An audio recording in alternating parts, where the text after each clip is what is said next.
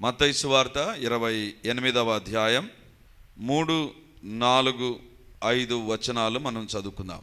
ఆ దూత స్వరూపము మెరుపు వలె నుండెను, అతని వస్త్రము హిమమంత తెల్లగా ఉండెను. అతనికి భయపడుట వలన కావలివారు వణకి చచ్చిన వారి వలె ఉండిరి. దూత ఆ స్త్రీలను చూచి, మీరు భయపడకుడి, సిలువ వేయబడిన యేసును మీరు వెదకుచున్నారని నాకు తెలియను. దేవుని బిడ్డలారా, ఈరోజు తిరిగి పునరుత్థాన సంఘటనలో నుంచే ప్రియ ప్రభు మనతో మాట్లాడాలని కోరుతున్నాడు. పునరుత్థానం అనేటువంటిది మానవ చరిత్రలో జరిగినటువంటి ఒక సంచలనాత్మకమైన కార్యం. పునరుత్థానం అనేటువంటిది మానవ చరిత్రను కుదిపేసినటువంటి సంఘటన. పునరుత్థానం, యేసు ప్రభు మరణాన్ని గెలిచి తిరిగి లేవడం అనేటువంటిది మానవులకు ఒక కనువిప్పును, మానవులకు ఒక సమాధానాన్ని దయచేసినటువంటి సంఘటన పునరుత్థాన సంఘటన. చాలామంది ఈ క్రీస్తు వ్యతిరేకులు, బైబిల్ వ్యతిరేకులు యేసు ప్రభు యొక్క పునరుత్థానాన్ని వాళ్ళు ఒప్పుకోరు. ఎందుకంటే ఒప్పుకున్నారంటే వారి జీవితంలో ప్రభువును రక్షకునిగా అంగీకరించాలి. అందుకే వితండవాదాలన్నీ తీసుకొని వస్తూ ఉంటారు. దేవుని బిడ్డలారా, వాళ్ళు చెప్పేటువంటి మాట ఏంటంటే యేసు ప్రభు తిరిగి లేచాడని మరియ కానీ శిష్యులు కానీ ఎందుకు అనుకున్నారంటే వాళ్ళు ఒక భ్రమలో ఉన్నారు, ఒక భ్రాంతిలో ఉన్నారు. యేసు ప్రభు లేస్తాడని చెప్పాడు కాబట్టి ఆ భ్రమలో ఉన్నారు. మరియ కానీ, మగ్దలేన మరియ కానీ, స్త్రీలు కానీ, తర్వాత పేతురు కానీ, మిగిలిన 11 మంది కానీ, వీళ్ళందరూ భ్రమలో ఉన్నారు. But fact is not resurrection. వాస్తవం కాదు పునరుత్థానం అనేటువంటిది ఒక అల్యూషనేషన్, అది ఒక భ్రాంతి అనే రకంగా చాలామంది చెబుతూ ఉంటారు. దానికి బైబిల్ ఖచ్చితమైన సమాధానం ఇస్తుంది. ఏంటంటే భ్రాంతి అనేటువంటిది ఏంటంటే ఎవరినో ఒకరినో ఇద్దరినో మనము భ్రమింపజేయవచ్చు, లేదా అనిపించుకోవచ్చు, లేదా అనుకోవచ్చు ఇలా ఉందేమో అనేటువంటి ఒక భ్రమలో ఉండవచ్చు. అంతేగాని అందరినీ కాదు. అందుకే బైబిల్లో ఏమని వ్రాయబడిందంటే కొరింథీయులకు రాసిన మొదటి పత్రిక 15వ అధ్యాయం 6వ వచనం చూస్తే అక్కడ ఒక మాట వ్రాయబడింది. అటు పిమ్మట 500కు ఎక్కువైన సహోదరులకు ఒక్క సమయమందే కనపడెను, వీరిలో అనేకులు ఇప్పటి వరకు నిలిచి ఉన్నారు, కొందరు నిద్రించిరి. యేసు ప్రభు ఒకేసారి ఎంతమంది కనపడ్డాడంట? 500 మంది కనపడ్డాడు. అందుకే అల్యూషనేషన్ అనేటువంటి దాన్ని ఎవరైతే నమ్ముతారో వాళ్ళు ఏమని చెప్తారంటే ఒకరిని లేదా కొద్ది మందిని మాత్రమే మీరు భ్రమింపచేయవచ్చు, కొద్ది మందిని మాత్రమే. ఆ కొద్ది మందిని భ్రమింపచేయడం చాలా కష్టమవుతుంది.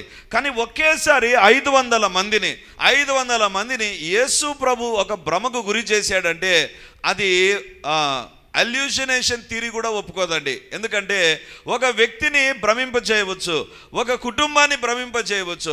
500 మందికి ఒక్కసారి కనపడ్డాడు ప్రభు. అంటే పునరుత్థానం అనేటువంటిది ఒక భ్రమ కాదు, ఒక భ్రాంతి కాదు, అది వాస్తవం.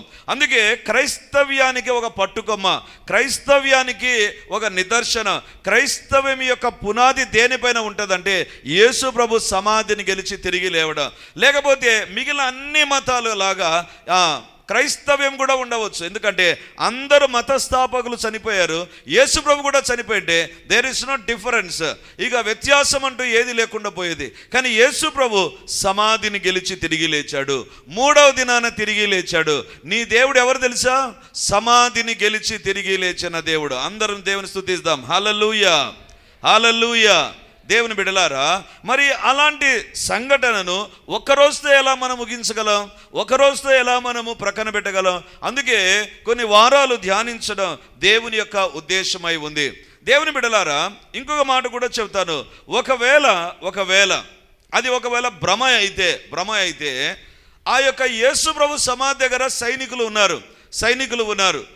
చరిత్రకారులు ఏమని చెప్తారంటే ఆ దినాల్లో రోమియులు సమాధి దగ్గర కాపలాగా ఉంచడానికి మినిమము 16 మందిని ఉంచుతారు. 16 మందిని. ఎందుకంటే నలుగురుగా 6 గంటలకు ఒక బ్యాచ్ మారుతా వస్తారంట. 6 గంటల వరకు వాళ్ళు మేలుకొనే ఉండాలి. 6 గంటలు నిద్రపోవడానికి వీలేదు. నలుగురు ఆ యొక్క సమాధి దగ్గర ఉండాలి. మరి ఒకవేళ అది ఒక భ్రమ అయితే వాళ్ళు వెళ్ళి యేసు ప్రభు తిరిగి లేచాడని ఎందుకు చెప్తారు యాజకులకు? చెప్పరు. ఎందుకు తెలుసా? అది ఒక భ్రమ కాదు, అది ఒక భ్రమ కాదు. వాళ్ళు అనుభవించారు. వాళ్ళు దేవుని దూత దిగి రావడం, సమాధి ఖాళీగా ఉండడం వాళ్ళు చూచారు. దేవుని బిడ్డలారా, ఈరోజు దేవుడు మనతో మాట్లాడుతుంటా. అలాంటి గొప్ప సంఘటన మనకు నేర్పించే మరొక అనుభవాన్ని గురించి ఈరోజు దేవుని యొక్క వాక్యంలోంచి మనం చూడబోతుంటున్నాం. ఈరోజు మనం ధ్యానించేటువంటి అంశం ఏంటంటే, యేసయ్య పునరుత్థాన శక్తిని అనుభవిస్తున్నావా, అనుభవించడం లేదా? బైబిల్లో పునరుత్థాన శక్తిని అనుభవించిన వాళ్ళు ఉన్నారు, అనుభవించని వాళ్ళు కూడా ఉన్నారు. అంటే దాన్ని చూచారు, కానీ వాళ్ళ జీవితాల్లో పునరుత్థాన శక్తిని అనుభవించలేదు. కాబట్టి ఈరోజు అనుభవించినటువంటి ఒక గుంపును పునరుత్థానాన్ని చూశారు, but they could not enjoy the blessings or the fruits of the resurrection. పునరుత్థానం యొక్క ఫలాలను, పునరుత్థాన శక్తిలోని ఆశీర్వాదాలు, మరణాన్ని గెలిచి తిరిగి లేచిన యేసయ్య యొక్క ఆశీర్వాదాలను రుచి చూడనటువంటి గుంపు ఎవరు? వాళ్ళు ఎందుకు రుచి చూడలేకపోయారో దేవుని యొక్క వాక్యంలో నుంచి ఈరోజు మనం ధ్యానం చేయబోతున్నాం. తిరిగి మత్తయి సువార్త 28వ అధ్యాయము 3వ వచనం, 4వ వచనం, 5వ వచనం చదువుకుందాం. ఆ దూత స్వరూపము మెరుపువలే నుండెను, అతని వస్త్రము హిమమంత తెల్లగా ఉండెను. అతనికి భయపడుట వలన కావలివారు వణికి చచ్చిన వారి వలె నుండిరి. దూత ఆ స్త్రీలను చూచి, మీరు భయపడకుడి, సిలువ వేయబడిన యేసును మీరు వెతుకుచున్నారని నాకు తెలియను. ఇక్కడ దూత స్వరూపాన్ని గురించి వ్రాయబడింది. మెరుపు వలె ఉండెను, అతని వస్త్రము హిమమంత తెల్లగా ఉండెను. ఈ యొక్క ఖాళీ సమాధి, ఆ రాయి బొర్లించబడ్డం, దేవుని దూత దిగి రావడం మొట్టమొదటిగా చూసింది ఎవరండి? రోమా సైనికులు. ఆ సమాధి దగ్గర ఉన్నటువంటి సైనికులు, ఆ సమాధిని కాపలా కాస్తున్నటువంటి సైనికులు. కానీ వాళ్ళ జీవితంలో ఏ రకంగా ఉన్నారంటే, బైబిల్లో చెప్తుంది, వాళ్ళు పునరుత్థాన శక్తిని, లేకపోతే ఆ పునరుత్థాన సంఘటనలో ఉన్నటువంటి ఆ యొక్క పవర్ని ఏ రకంగా చూచారు చూడండి. 4వ వచనం, అతనికి భయపడుట వలన కావలి వారు వణికి చచ్చిన వారి వలె నుండిరి. అతనికి ఆ దూతను చూచి భయపడి చచ్చిన వారి వలె నుండిరంట. బైబిలే చెప్తుంది వారు వణికారంట. రెండవదిగా చచ్చిన వారి వలె నుండిరి. ఆ దూత యొక్క శక్తికి చూచి వణికిపోయారంట. రెండవదిగా బైబిల్లో వ్రాయబడింది చచ్చిన వారి వలె ఉండిరి. మరి దూతను చూచి ఆ పునరుత్థాన సంఘటన కల్లారా చూచినటువంటి వీళ్ళు ఆ తర్వాత ఏం జరిగింది వాళ్ళ జీవితంలో? ఏమంత గొప్ప విషయాలు మనకు కనపడవు. దేవుని బిడ్డలారా, దేవుని వాక్యం ఈరోజు మనకు తెలియజేస్తుంది, పునరుత్థాన సంఘటన గురించి నువ్వు తెలుసుకున్నంత మాత్రాన, పునరుత్థాన సంఘటన నువ్వు చూచినంత మాత్రాన, పునరుత్థాన సంఘటన గురించి యేసు ప్రభు సమాధి గెలిచి తిరిగి లేచాడు అన్న సత్యాన్ని నువ్వు తెలుసుకున్నంత మాత్రాన ఆశీర్వాదాలు వస్తాయా? రానుగాక రావు. You must know something more. ఇంకా కొన్ని గొప్ప విషయాలు నువ్వు తెలుసుకోవాల్సిన వ్యక్తిగా ఉంటున్నావు. ఇక్కడ చరిత్ర చెప్తుంది, ఇందాక అన్నాను కదా, 16 మంది దాకా సైనికులు ఉంటారు. వాళ్ళను ఒక గుంపుగా వాళ్ళని ఏర్పాటు చేస్తారు. నలుగురు 24 గంటలు కదా, 6 గంటలు ఒక్కొక్కసారి ఒక్కొక్క గుంపు ఉంటారు. అంటే 4 గుంపులు కాబట్టి 16 మంది కాబట్టి ఒక్కొక్కరు 6 గంటల సేపు కంటికి నిద్ర రాకుండా కంపల్సరిగా ఆ యొక్క సమాధిని వాళ్ళు కాపాడుతూ ఉండాలి. దేవుని బిడ్డలారా, 24 గంటల్లో 6 గుంపులు మారుతాయి. ఒకవేళ నలుగురు ఉంటే దేవుని బిడ్డలారా, మరి అంతమంది ఉన్నారు కదా, వాళ్ళందరిలో ఎంతమంది దేవుని శక్తిని రుచి చూచారు? ఎంతమంది ఆ తర్వాత ఈ పునరుత్థాన శక్తిని అనుభవించారు? ఎంతమంది ఆ పునరుత్థాన శక్తిని వాళ్ళు రుచి చూచారు? దేవుని బిడ్డలారా, వాళ్ళు నిద్రపోలేదు. నిద్రపోతే నిద్రించినటువంటి సైనికుని చంపడం రోమా చట్టంలో ఉంటుంది.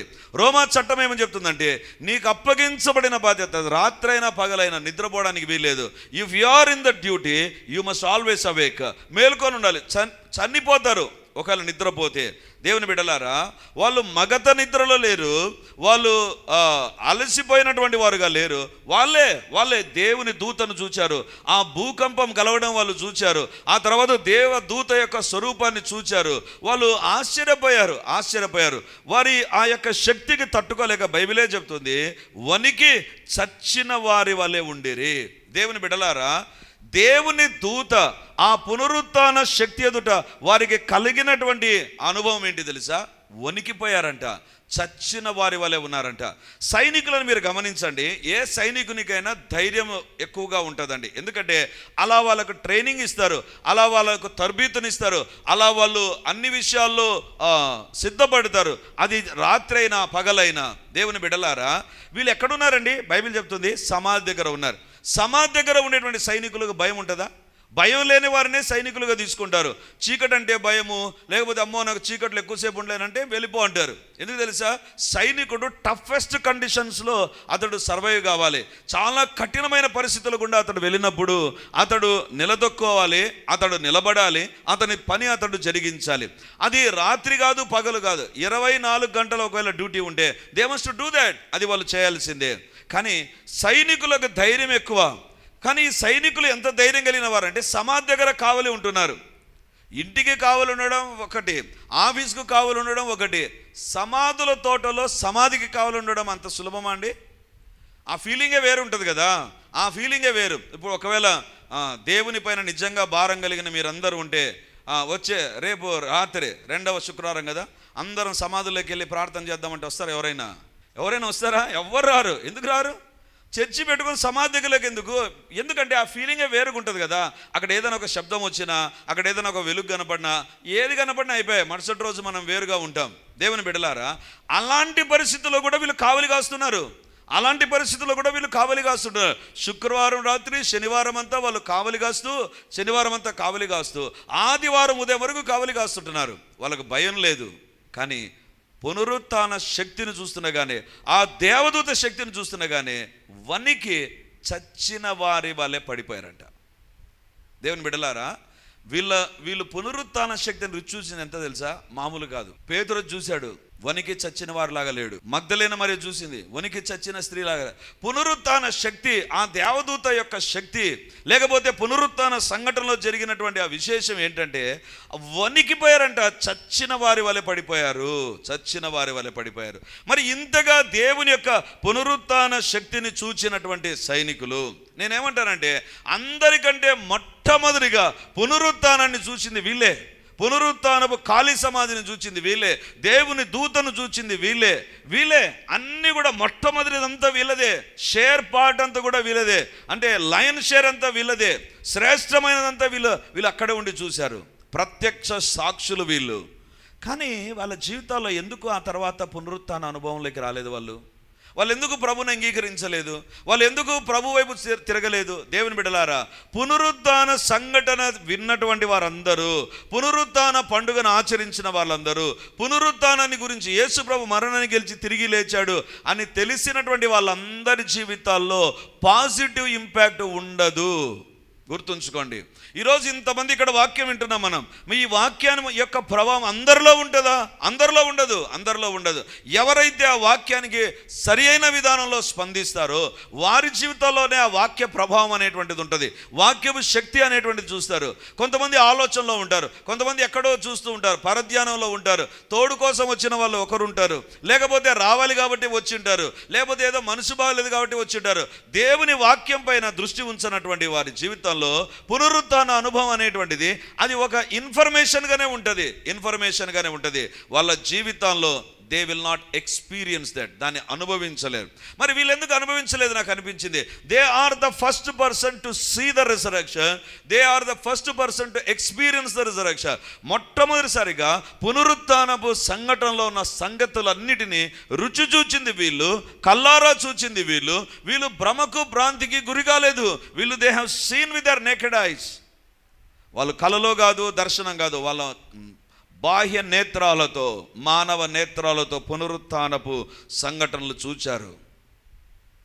దేవుని బిడ్డలారా, పునరుత్థానపు సంఘటన గురించి తెలుసుకోవడం, పునరుత్థాన పండుగ చేసుకోవడం, పునరుత్థానాన్ని గురించినటువంటి అవగాహన కలిగి ఉన్న జీవితాలు మార్పు చెందవు. వీళ్ళ జీవితాలు ఎందుకు మార్పు చెందలేదు తెలుసా? వాళ్ళు అన్నిటినీ ప్రత్యక్షంగా, they are the first eye witness, మొట్టమొదటి ప్రత్యక్ష సాక్షులు వాళ్ళే. కానీ వాళ్ళ జీవితము ఆ తర్వాత ఏమాత్రము ఆశీర్వాదకరంగా లేకుండా మనకు కనబడుతుంది. అంటే వారిని గురించిన ఇన్ఫర్మేషన్ ఏం కనబడదు. దేవుని బిడ్డలారా, ఎందుకు తెలుసా? బైబిల్లో కొన్ని కారణాలు మనం చూద్దాం. చూడండి, మత్తయి సువార్త 28వ అధ్యాయం 11వ వచనం. వారు వెళ్ళుచుండగా కావలి వారిలో కొందరు పట్టణంలోనికి వచ్చి జరిగిన సంగతులన్నిటినీ ప్రధాన యాజకులతో చెప్పిరి. కాబట్టి వారు పెద్దలతో కూడి వచ్చి ఆలోచన చేసి ఆ సైనికులకు చాలా ద్రవ్యమిచ్చి, మేము నిద్రపోవుచుండగా అతని శిష్యులు రాత్రివేళ వచ్చి అతనిని ఎత్తుకొని పోయిరని మీరు చెప్పుడి. ఇది అధిపతి చెవిన పడిన ఎడల మేమతన్ని సమ్మతిపరచి మీకేమీ తొందర కలగకుండా చేతుమని చెప్పిరి. చాలు. ఇక్కడ వాళ్ళ జీవితాల్లో పునరుత్థాన శక్తిని వాళ్ళ కల్లారా చూచిన తర్వాత, పునరుత్థానపు దేవదూత యొక్క మహిమను, ఆ యొక్క మెరుపు లాంటి ఆ యొక్క దూత యొక్క అపీరెన్స్ వాళ్ళు చూసిన తర్వాత, ఖాళీ సమాధిని చూసిన తర్వాత, ఆ రాయి పొర్లించబడ్డం చూసిన తర్వాత, అన్నీ చూసిన తర్వాత వాళ్ళు ఏం చేశారు తెలుసా? నేరుగా ప్రధాన యాజకుల దగ్గరికి వెళ్ళి చెప్పేశారు. ప్రధాన యాజకుల దగ్గరికి వెళ్ళి చెప్పారు. దేవుని బిడ్డలారా, ప్రధాన యాజకులు ఏం చేశారంటే, బైబిలే చెప్తుంది, వారికి చాలా ద్రవ్యమిచ్చి సైనికులకు చాలా డబ్బు ఇచ్చేశారంట. అంటే నాకు అనిపిస్తుంది వాళ్ళ జీతము కంటే, లేకపోతే కొన్ని నెలల జీతం కంటే ఒక్కొక్కరికి ఎక్కువ మొత్తంలో డబ్బు ఇచ్చేశారు. డబ్బు ఇచ్చేసి ఈ పునరుత్థానాన్ని గురించి మీరు తప్పుగా ప్రచారం చేయండి. దేవుని బిడ్డలారా, వాళ్ళ జీవితంలో యేసు ప్రభు యొక్క పునరుత్థాన శక్తి కంటే, పరలోకం నుంచి దిగి వచ్చిన దేవదూతను చూసిన దానికంటే, సమాధి పైన ఉండేటువంటి రాయి పొర్లించబడ్డం దానికంటే, సమాధి ఖాళీగా ఉండే దానికంటే వాళ్ళు ఏది ఎక్కువగా ఇష్టపడ్డారు తెలుసా? ద్రవ్యాన్ని ఇష్టపడ్డారు. దేవుని బిడ్డలారా, మానవ జీవితంలో దేవుని నుంచి దూరం చేసేది ఒకటి ఉందండి. ఏంటి తెలుసా? డబ్బు ఒక వ్యక్తిని దేవుని యొక్క శక్తిని చూచిన తర్వాత కూడా అతని మనస్సు మారిపోయేటట్లు చేస్తుంది, అతని తలంపులు మారిపోయేటట్లు చేస్తుంది. వీళ్ళు అనుకున్నారు యేసు ప్రభు సమాధిని గెలిచి తిరిగి లేచాడని. మేము అందరికీ పోయి చెప్తే ఏమొస్తుంది? ఏమి రాదు. మా యొక్క కంఠశోష తప్ప, మా యొక్క మాటలు మేము అరవడం తప్ప అంతకంటే ఏముండదు. ఇక్కడ చూడండి, చాలా ద్రవ్యం ఇచ్చారు, మామూలు కాదు. ఎంత డబ్బు ఇచ్చారంటే అంత డబ్బు ఇచ్చారు. దేవుని బిడ్డలారా, మనిషి జీవితంలో పునరుత్థాన శక్తిని, పునరుత్థానుడైన దేవుని, పునరుత్థానపు సంఘటనలు నీ జీవితంలో వాస్తవం కాకుండా చేసేది ఏంటి తెలుసా? డబ్బు. దేవుని బిడ్డలారా, చాలా జాగ్రత్తగా వినండి. ఈరోజు క్రైస్తవ జీవితంలో విశ్వాసంలో నుంచి నిన్ను తప్పించేదైనా, దేవుని దగ్గరికి రాకుండా చేసేదైనా, దేవుని విషయాల్లో నువ్వు అజాగ్రత్త ఉండేటట్లు చేసేదైనా డబ్బు. చాలామంది నేను గమనిస్తూ ఉంటాను, వాళ్ళకు ఆశీర్వాదాలు రానంత వరకు they will be very sincere. ఆశీర్వాదాలు ఎప్పుడైతే వచ్చి డబ్బు వాళ్ళ చేతుల్లో పడుతుందో మెల్లిగా దేవునికి దూరం అయిపోతారు. దేవుని గురించి తెలుసు, దేవుడు మరణించి తిరిగి లేచాడని వాళ్ళకు తెలుసు, అన్నీ తెలుసు. కానీ they will be drifted by the power of money. ఆ యొక్క డబ్బు యొక్క శక్తి ద్వారా వారు మరులు కొల్పబడతారు, వాళ్ళు ప్రక్కకి వెళ్ళడం జరుగుతుంది. దేవుని బిడ్డలారా, అందుకే యేసు ప్రభు ప్రార్థన కంటే, విశ్వాసాని కంటే 2000 సార్లు డబ్బుని గురించి బైబిల్లో మాట్లాడాడు. 2000 సార్లు విశ్వాసాన్ని గురించి అంతగా మాట్లాడలా, ప్రార్థన గురించి అంతగా మాట్లాడలేదు. ఎందుకు తెలుసా? The money is a greatest force that can deviate you from your faith line. నీ యొక్క విశ్వాస మార్గంలో నుంచి నిన్ను ప్రక్కకు లాగడానికి సాతాను వేసేటువంటి పెద్ద ట్రాప్ ఏదైనా ఉందంటే నీ చేతుల్లో విస్తారంగా డబ్బు ఉంచడం. చాలా సందర్భాల్లో ఉద్యోగం రానంత వరకు అబ్బో ప్రార్థన, ఉద్యోగం వచ్చిన తర్వాత మళ్ళీ దేవుని దగ్గర స్తుతి కూడికి అన్ని పెట్టేస్తారు, ప్రార్థన అయిపోతుంది, దేవుడు నాకు ఉద్యోగం ఇచ్చాడు. ఆ తర్వాత మెల్లిమెల్లిగా డబ్బు చేతులకు పడుతుండగా, అకౌంట్లో డబ్బు పెరుగుతుండగానే, డబ్బు యొక్క ఆ పవర్ చూస్తుండగానే మెల్లిగా దేవునికి దూరం అయిపోతారు. ఈ సైనికులు they are the first eye witness, మొట్టమొదటి ప్రత్యక్ష సాక్షులు వీళ్ళే. కానీ వాళ్ళ చేతుల్లో డబ్బు పడింది. దేవుని బిడ్డలారా, డబ్బు చాలా చాలా చాలా మన జీవితాల్లో జాగ్రత్తగా వ్యవహరించాల్సిన విషయం. If you are not careful with the money, డబ్బు దగ్గర సరిగా నువ్వు జాగ్రత్తగా ఉండకపోతే అది నిన్ను సులువుగా దేవుని నుంచి తప్పించడం ప్రారంభిస్తుంది. దేవుని బిడ్డలారా, బైబిల్లో మనం గమనిస్తే యేసు ప్రభు ఉపమానాలు చెప్పాడు. దాదాపు 38 ఉపమానాలు చెప్పాడు. ఈ 38 ఉపమానాలు అంటే ఒక ఆత్మీయ సత్యాన్ని వివరించడానికి వాస్తవ సంఘటనను తీసుకొని దేవుడు ఎక్స్ప్లెయిన్ చేసేదాన్ని ఉపమానం అంటారు. అంటే మనకు సులువుగా పరలోక విషయం అర్థం కావడానికి దేవుడు తీసుకున్న న్యాచురల్ ఎగ్జాంపుల్ ఏమంటారంటే ఉపమానం అంటారు. ఈ ఉపమానాలు బైబిల్లో గమనిస్తే 38 ఉపమానాలు చెప్పాడు. అందులో డబ్బుకు సంబంధించిన ఎన్ని ఉన్నాయి తెలుసా? కౌంట్ చేసి చూడండి, 16 ఉంటాయి. అంటే ఎందుకు దేవుడు డబ్బుని గురించి అంతగా మాట్లాడాడు తెలుసా? ఎందుకు డబ్బు దగ్గర జాగ్రత్తగా ఉండమని చెప్పినట్టుగా బైబిల్లో మనం గమనిస్తాం తెలుసా? It is an easy force that can change your direction. నీ యొక్క గమ్యాన్ని మార్చగలిగినటువంటిది. దేవుని బిడ్డలారా, డబ్బు అది ఒక టూల్, అది ఒక సాధనం. ఈ మైక్ కొనాలంటే డబ్బే. ఇప్పుడు లైవ్లో చూడాలి అంటే డబ్బు అవసరం. ఇక్కడ మీరు కూర్చోవాలంటే చైర్ కొనడానికి డబ్బు అవసరం. మీ చేతుల్లో బైబిల్ రావాలంటే డబ్బు అవసరం. ఆ ప్రొజెక్టర్లో పాటలు రావాలంటే డబ్బు అవసరం. లైవ్ స్ట్రీమింగ్ రావాలంటే డబ్బు అవసరం కదా. కీబోర్డ్ ప్లే చేయాలంటే డబ్బు అవసరం. కీబోర్డ్ కొనాలి అంటే, నేర్చుకోవాలంటే డబ్బు అవసరం. డబ్బు లేకుండా ఏదైనా ఉంటుందా? డబ్బు ఒక సాధనం, ఖచ్చితంగా అది సాధనంగానే ఉండాలి నీ జీవితంలో. అది వేరొక దిశలోనికి మళ్ళిందా, అక్కడ ప్రారంభమవుతాయి సమస్యలు, అక్కడ ప్రారంభమవుతాయి. అందుకే యేసు ప్రభు సర్వజ్ఞాని కదండి. ఆయనకు చేతకంది ఏదైనా ఉంటుందా? యేసు ప్రభుకు చేతకంది ఏదైనా ఉందా? సమస్తము సాధ్యం అన్నాడు. అలాంటి దేవుడు డబ్బును మేనేజ్ చేయలేడా? ఎందుకు యూదా ఇస్కరియోతును పెట్టాడు అక్కడ? దేవుని బిడ్డలారా, యూదా ఇస్కరియోతు ఉంచడంలో ఉద్దేశం ఏంటంటే, he want to be free from the temptation of that money. ఒకవేళ ఆ డబ్బు శోధన నుంచి దూరం కావడానికి ఇంకొకరి చేతుల్లో పెట్టడం ప్రారంభించాడు. దేవుని బిడ్డలారా, యూదా ఇస్కరియోతు కూడా ప్రారంభం నుంచి ఏం దొంగ కాదండి. ప్రారంభం నుంచి మధ్యలో దొంగగా మారాడు, అంతేగాని ప్రారంభం నుంచి దొంగ కాదు యూదా ఇస్కరియోతు. దేవుని బిడ్డలారా, be careful with the money. ఎంతవరకు మనీ ఉండాలి తెలుసా? It should be a tool. అది ఒక సాధనంగా ఉండాలి. అది దైనందిన జీవితాలకైనా, ఆరోగ్యానికైనా, ఆర్థిక పరిస్థితులకైనా, లేకపోతే జీవించడానికైనా డబ్బు కంపల్సరీ. కానీ వీళ్ళ చేతుల్లో ఎక్కువ మొత్తం ద్రవ్యం పెట్టారంట. ఎక్కువ మొత్తం. వాళ్ళకు ఒకవేళ అనుకుందాం, ఒకవేళ 10,000 జీతం అనుకో, వాళ్ళు ఒకవేళ ₹1,00,000 పెట్టారేమో. ఆ ₹1,00,000 చూశారు అంటే 10 నెలలు నేను ఉద్యోగం చేయకుండా ఇప్పుడు నేను లీవ్ పెట్టినా కూడా ప్రాబ్లంలా అనుకున్నారు, డబ్బు తీసుకున్నారు. పునరుత్థాన శక్తి వారి జీవితంలో వారు రుచి చూడలేకపోయారు. కానీ పునరుత్థాన శక్తిని నేరుగా చూడకుండా, అంటే ఫస్ట్ టైం చూడనటువంటి పేతురు గొప్పగా సేవ చేశాడు. మళ్ళీ they are the first witness, మొట్టమొదటి ప్రత్యక్ష సాక్షి వాళ్ళు. కానీ వాళ్ళు దేవుని కొరకు వాడబడాల. ఎందుకు తెలుసా? ద్రవ్యము విస్తారంగా వాళ్ళ దగ్గరకు వచ్చేసింది. వాళ్ళు అనుకున్నారు, ఈ డబ్బుతో ఇంకా బిజినెస్ చేయాలి, ఈ డబ్బుతో ఇంక ఇది కొనాలి, ఈ డబ్బుతో అదొకటి చేయాలి, ఇదొకటి చేయాలి. When money is there, be careful, it is going to lure you. అది నిన్ను చాలా ఏమనాలంటే ప్రేరేపిస్తుంది. ఇది చేయాలి, అది చేయాలి, ఇంకా ఇది.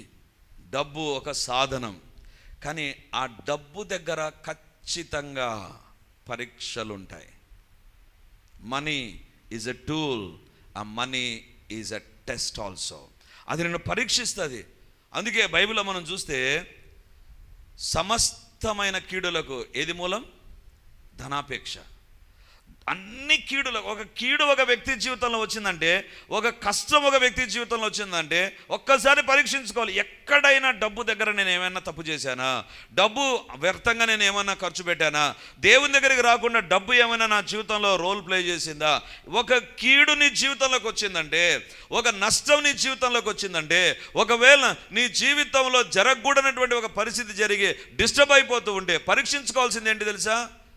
ధనాపేక్ష సమస్తమైన కీడులకు మూలం. ఒక కీడు మన జీవితాల్లో జరిగింది అంటే దాన్ని వెనక ఎక్కడో ఒక చోట కూర్చొని ఉంటుంది డబ్బు రూపంలో ఒక శోధన. దేవుని బిడ్డలారా, వాళ్ళు డబ్బు కలిగి ఉండడం తప్పు కాదు, కానీ ఆ డబ్బును వాళ్ళు ఏం చేశారు? ఆ డబ్బుతో ఏం చేశారు? వాళ్ళు ఏమనుకుంటున్నారు తెలుసా? మానవ చరిత్రను కంపింపజేసినటువంటిది, మానవ చరిత్రను ఒక కుదిపినటువంటి పునరుత్థానాన్ని గురించి వాళ్ళు వ్యతిరేకంగా మాట్లాడడానికి ఆ డబ్బు ఉపయోగపడింది.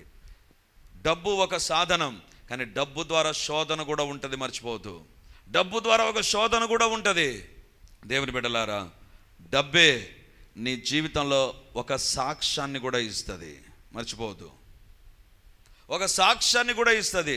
డబ్బును సరిగా ఉపయోగించినటువంటి వ్యక్తివైతే, డబ్బు విషయంలో జాగ్రత్త లేకపోతే, డబ్బు విషయంలో నువ్వు నాకు తెలుసులే అన్నట్టుగా నువ్వు ప్రవర్తించావంటే గుర్తుంచుకో, డబ్బు అనేటువంటిది ఒక సాక్ష్యంగా, ఒక టెస్టిమోనీగా మారుతుంది. ప్రభు మనతో మాట్లాడుతుండగా దేవుని సన్నిధానంలో మనం ప్రార్థన చేద్దాం. ప్రభువా, నా జీవితంలో ఎక్కడైనా నీకు వ్యతిరేకంగా నేను ఉంటే నన్ను క్షమించు ప్రభువా. నీ శిలువ రక్తముతో నన్ను కడుగు. పునరుత్థానపు శక్తి మన జీవితాల్లో పని చేయునట్లుగా ఈ రెండిటి విషయంలో మనం సరి చేసుకుందాం. ఎక్కడైనా మీరైనా నేనైనా దేవుని కంటే డబ్బును ఎక్కువగా ప్రేమించామా? దేవుని స్థానంలోనికి డబ్బును తీసుకొని వచ్చామా? దేవుని బిడలముగా ఉంటూ లేని వార్తను పుట్టించామా? మన నోట లేని వార్తలు వచ్చేసాయా? లేని వార్తను పుట్టించి మన మీద మన పబ్బం గడుపుకున్నామా? దేవుని ఎదుట క్షమాపణ కోరుదాం. లేని వార్తను పుట్టించే వ్యక్తి ఎప్పటికీ దేవునికి అసహ్యుడుగానే ఉంటాడు, అసహ్యురాలుగానే ఉంటుంది. అసహ్యమైన జీవితాన్ని దేవుడు చూస్తాడు. ప్రభు మనతో మాట్లాడుతుండగా లైవ్ లో చూస్తున్న దేవుని బిడ్డలారా, ఈ కార్యక్రమాన్ని మీరు ఎక్కడి నుంచి చూస్తున్నా, God is speaking to you. పునరుత్థాన బలాన్ని పౌలు రుచి చూచాడు, కానీ వీళ్ళు రుచి చూడలేకపోయారు. కారణం ఏంటి తెలుసా? వీళ్ళ జీవితాల్లో ఈ రెండు విషయాల్లో వీరు తప్పుడు అడుగులేశారు. దేవుని ఎదుట సరి చేసుకుంటూ ప్రార్థన చేద్దాం. హల్లెలూయా. గొప్ప దేవానికి వందనాలు, సైన్యములకు అధిపతివైన దేవానికి స్తోత్రాలు, అద్వితీయ సత్య దేవానికి వందనాలు, ఆశ్చర్యకరుడానికి స్తోత్రాలు, బలవంతుడానికి వందనాలు తండ్రి, మహిమ కలిగినటువంటి దేవానికి వందనాలు. మీరు ఏ సందేశాన్ని నాకు అందించారో అది నేను అందించాను ప్రభా. యేసయ్యా, మా జీవితాల్లో ప్రభా పునరుత్థాన శక్తిని ప్రభా మేము పొందుకోలేకపోవడానికి, పునరుత్థాన శక్తి యొక్క దీవెనలు మా జీవితాల్లో రాకపోవడానికి, పునరుత్థాన శక్తి మా జీవితాల్లో దూరం కావడానికి నాయనా, మా జీవితాల్లో దేవుని స్థానంలోనికి వచ్చినటువంటి వాటినే ఈరోజు మదిరి తీసుకొని వచ్చారు ప్రభా. అది డబ్బు కావచ్చు, మా మాటలు కావచ్చు, వేరొకటి ఇంకోటి ఏదైనా కావచ్చు నాయనా. నీ స్థానంలోనికి, నీకు మేమిచ్చే స్థానంలోనికి వేరొకటి ఏది వచ్చినా, వ్యక్తులు వచ్చినా తండ్రి, మా పాపాలు వచ్చినా, ప్రేమ వచ్చినా, ఏదొచ్చినా నాయనా మమ్మల్ని క్షమించండి నాయనా. నీ శిలువ రక్తం మమ్మల్ని కడుగును గాక తండ్రి. ఈ రెండు విషయాల్లో ఎక్కడ మేము తప్పు చేసి ఉన్నా, ఎవరం తప్పు చేసి ఉన్నా, ఎన్నిసార్లు తప్పు చేసి ఉన్నా ఈరోజు ప్రేమతో మాకు గుర్తు చేశారు ప్రభా. యేసయ్యా, నీ శిలువ రక్తం మమ్మల్ని కడుగును గాక, నీ రక్తమే మమ్మల్ని శుద్ధి చేయును గాక. పునరుత్థాన శక్తిని అనుభవించకుండా అడ్డుపడి పాపాలు మేము ఒప్పుకుంటున్నాం ప్రభా. మీ రక్తం మమ్మల్ని కడుగును గాక, మీ రక్తం మమ్మల్ని శుద్ధి చేయును గాక, మీ బలమైన ఆత్మ కార్యములు జరుగును గాక, అపవాది క్రియలు లయమైపోవును గాక.